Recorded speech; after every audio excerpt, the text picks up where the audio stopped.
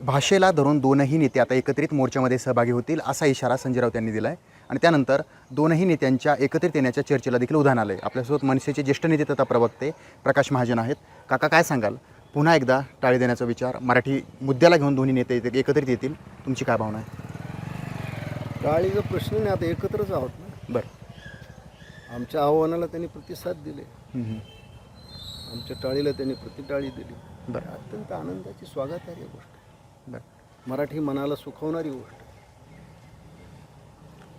त्याच्यामुळे हे पहिलं पाऊल आहे या सगळ्या दृष्टीने. बरं.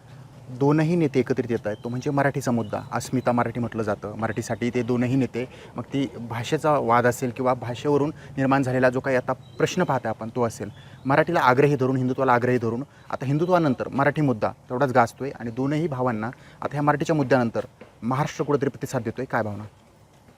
खूप चांगली भावना आहे. कारण कसं आहे की आज मराठी भाषेवर आक्रमण आहे, उद्या मराठी संस्कृतीवर आक्रमण आहे, उद्या मराठी माणसाच्या हक्कावर आक्रमण आहे, उद्या महाराष्ट्रावर आक्रमण आहे. हे जर थोपवायचं असेल तर कुणाला तरी या गोष्टीची सुरुवात केली पाहिजे.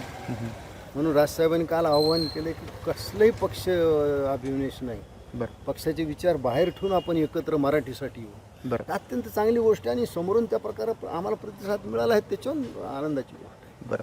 आता हे दोनही प्रमुख नेते जेव्हा एकत्रित येतील, या मोर्चाचं स्वरूप हे भव्य असेल. कारण आपण पाहताय दोनही ठाकरे बंधू एकत्रित आल्याच्या नंतर हे मोर्चा स्वरूप एवढं मोठं असेल की राज्याचं लक्ष लागेल. त्यानंतर काय वाटतं, परिणाम काय असतील, चित्र काय असेल?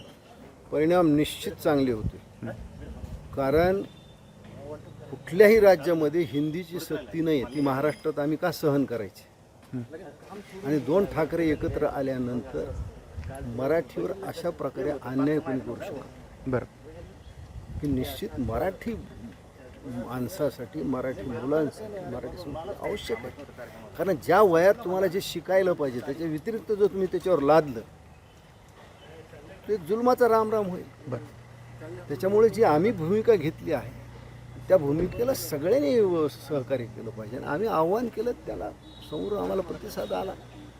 चांगली गोष्ट. आणि ह्या मोर्चाचं एक दिव्य स्वरूप असेल.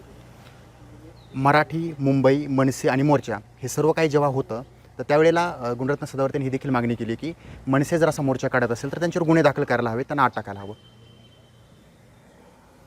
गुणरत्न काय, गुण काय अवघड थोडं नाव आहे ते. काय म्हणतात काय नाही, मला ह्याच्यात पडायचं नाही. त्यांनी आपल्या प्रकृतीची काळजी घ्यावी.